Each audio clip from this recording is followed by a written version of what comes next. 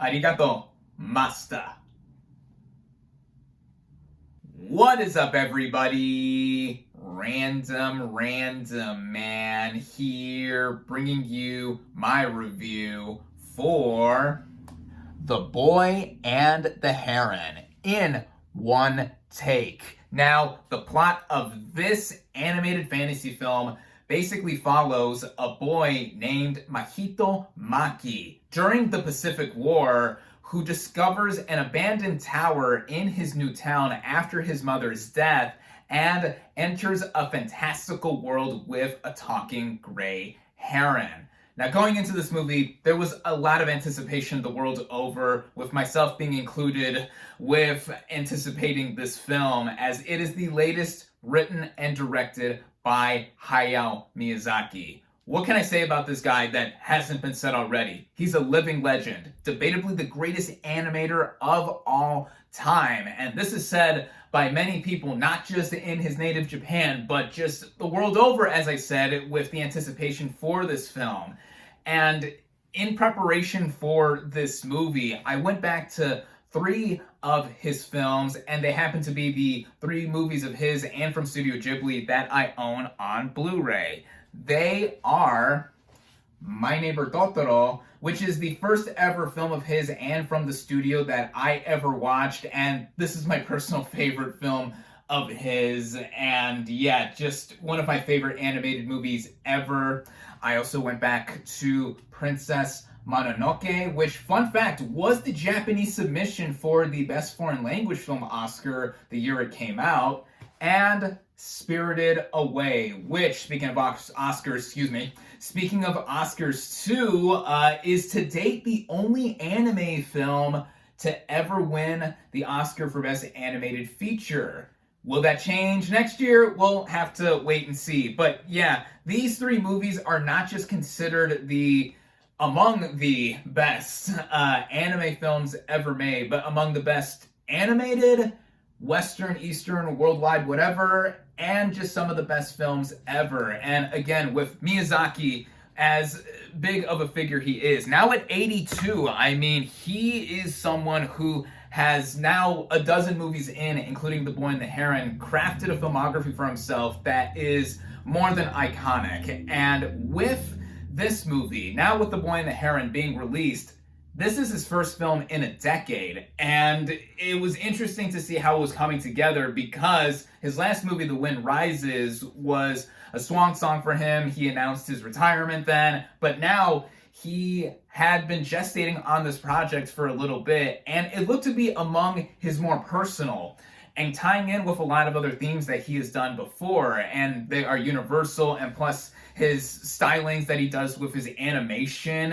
It was something that I had to see, of course, because it's an event when a giant like him releases a movie. And this was also personal for me too, because I have never seen an anime film in the theater. This is the first time I've ever seen an anime film in a movie theater setting. So it was all the more reason to go and just to experience all the acclaim that the movie has been getting. And it has been talked about for so long that it's finally released here in the US. It was a big hit naturally in its native Japan earlier this year. And yeah, but before I get into the rest of the movie, I do want to know which version of the film I did see. If you caught my movie ticket stub earlier, I watched, which was it? Was it dub or sub? I watched the film in the original Japanese with English subtitles, so the sub version. Why? I went back to those 3 aforementioned Miyazaki movies on Blu-ray and did watch those films in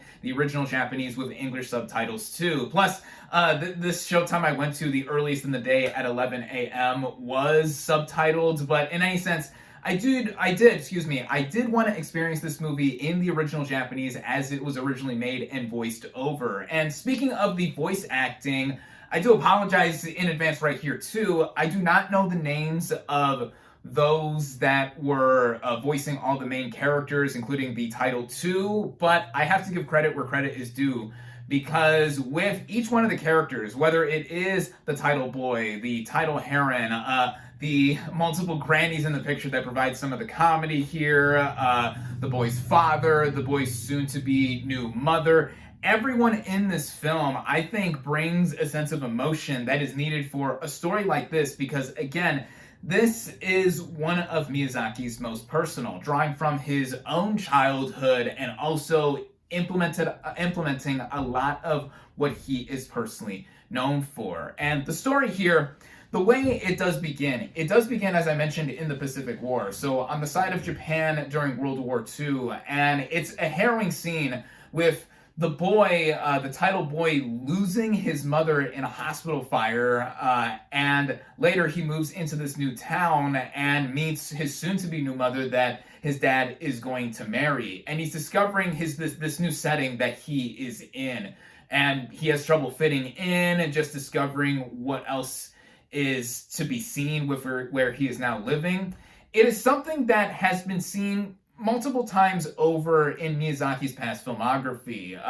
Two examples right off the bat, since I just rewatched these, My Neighbor Totoro and Spirited Away, with their countryside settings and it having a lot of similar visual flair there, which I'll get to momentarily. But with that, that is how the movie does begin, and it's very familiar territory, and it gets us right back into a kind of field that we are used to if one has seen multiple Miyazaki movies. And with that, I do have to say that it running at just over 2 hours, the film runs at over 2 hours in length. That first half, that first hour or so, takes its sweet time. Now, one could say that I am saying it is slow, just in a different way, which it is. But the movie is very contemplative. It is very meditative. And we see early on that this boy is still reeling from the death of his mom, even years after it has happened. And we see that this is something that is explored in a lot of other films too.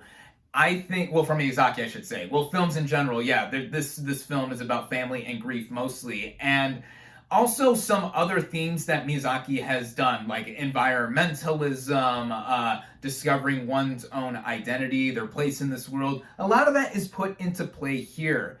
And then once our main character does go into this abandoned tower and we go into this fantastical world, that is when I think the movie does bring back a lot of the same sensibilities that Miyazaki has done in past works. It gets very trippy. It becomes weird. It becomes really out there. But that is what he is known for. And with the animation, it's an understatement to say that the way it is directed, the way the vision of Miyazaki is pulled together, this is one of the best looking films I've seen all year, animated or not. All of the variety, all of the diversity in how the visuals are going, the colors, and just everything moving at a certain speed, because this is an anime film, and having watched those aforementioned 3 movies too, seeing the growth of how Miyazaki's direction and animation stylings go together, also with the thematic runnings of his writing, it's so cool to see how it's come up until now. I mean, we're now about a couple decades past Spirited Away, and this film backs up as to why he is a master, as I mentioned in the intro of this video. This film has such fantastical flair with his animation, and seeing all of it come together in combination with its visual storytelling and what is under the surface with his themes, it's a lot to take in.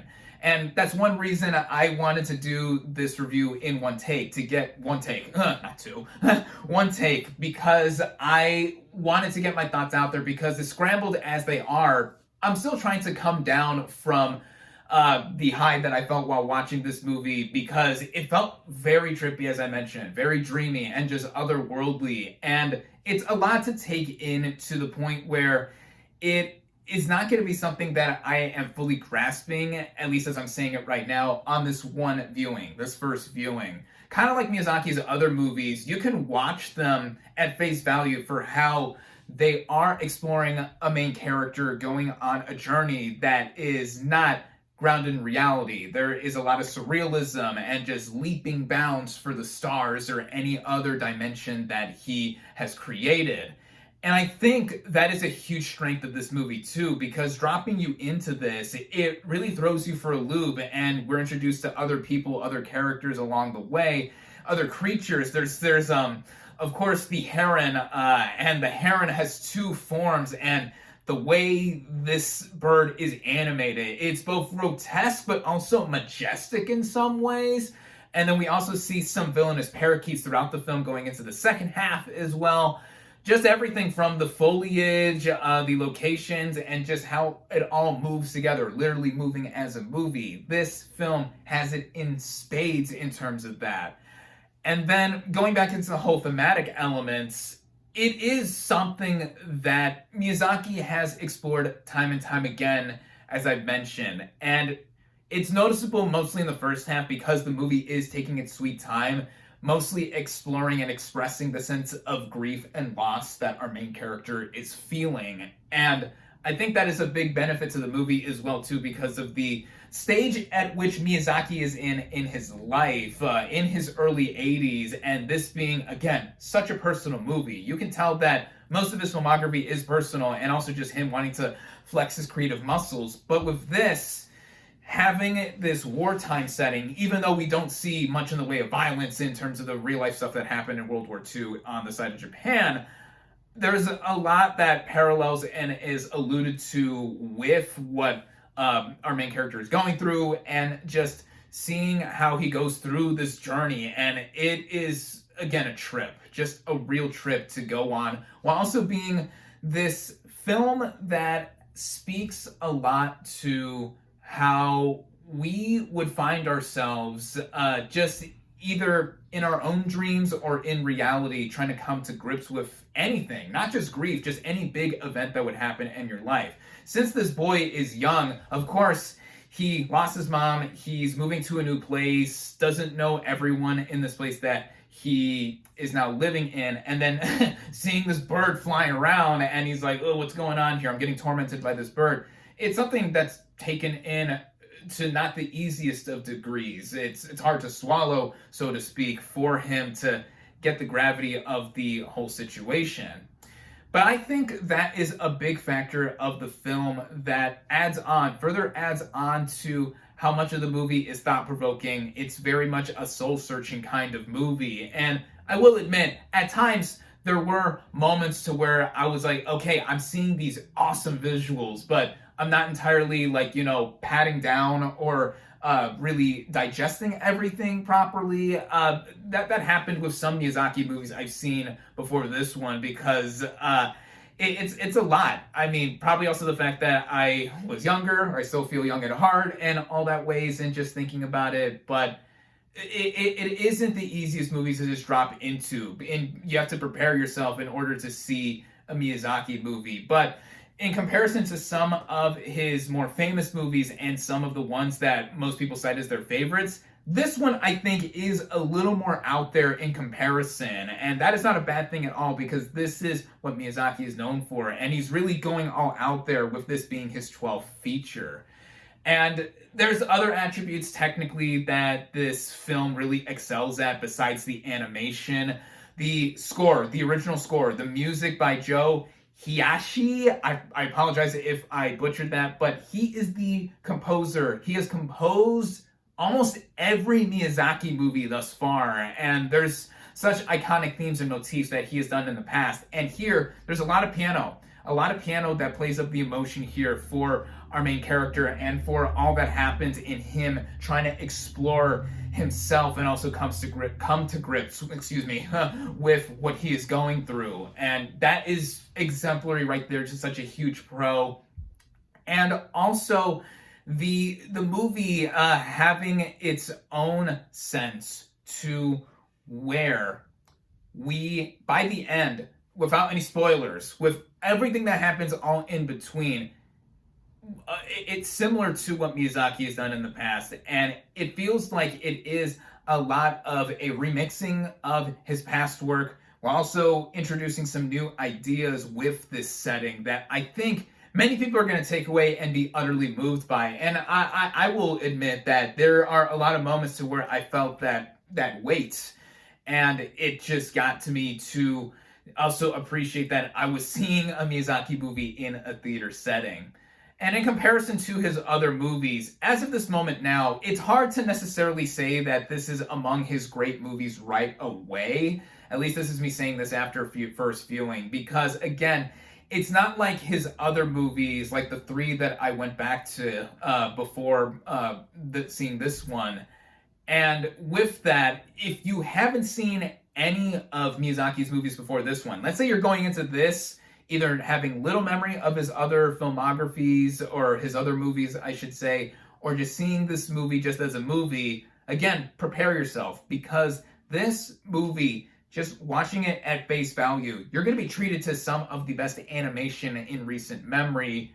But also, you might be lost if you're not entirely going with the flow of how this spiritual journey of sorts is for our protagonist, and how it touches on so many things that the filmmaker has done in years past. But again, that's also a huge pro for this movie, because this is such a meditation on family and grief, with signature animated fantastical flair across it. And for that alone, this is something that I would say is worth seeing in the theater. Every movie deserves to be seen in a theater, and this is no different, especially with this, I feel, being an event from Miyazaki himself. And with animation, speaking of that too, I mentioned earlier in the video, the chances of this movie going for the Oscar. For sure it's going to get nominated for Best Animated Feature. In comparison to what is currently my favorite animated movie of the year thus far, Spider-Man Across the Spider-Verse. I mean, first off, look at this. Look at this awesome Best Buy exclusive steelbook for the movie. Look at that. If there's one or a really cool edition for The Boy in the Heron coming out, I will get that too. But with this, this film was as groundbreaking as the first film Into the Spider-Verse from 2018. And I'll still say for now, this is my favorite animated movie of the year. Also my favorite superhero film / comic book film of the year. And with The Boy and the Heron, there's so much here that is more than I could even go into with this review. I mean, look at this. I'm over 17 minutes in and I'm rambling at this point. But if you're just going to take away something from this really messy video of me just going on in a scattered way about this film, this is a movie that is one of the more emotionally resonant ones. Whether you see it right away or it's going to sit with you and linger, I can already expect this movie going up in terms of my praise for it.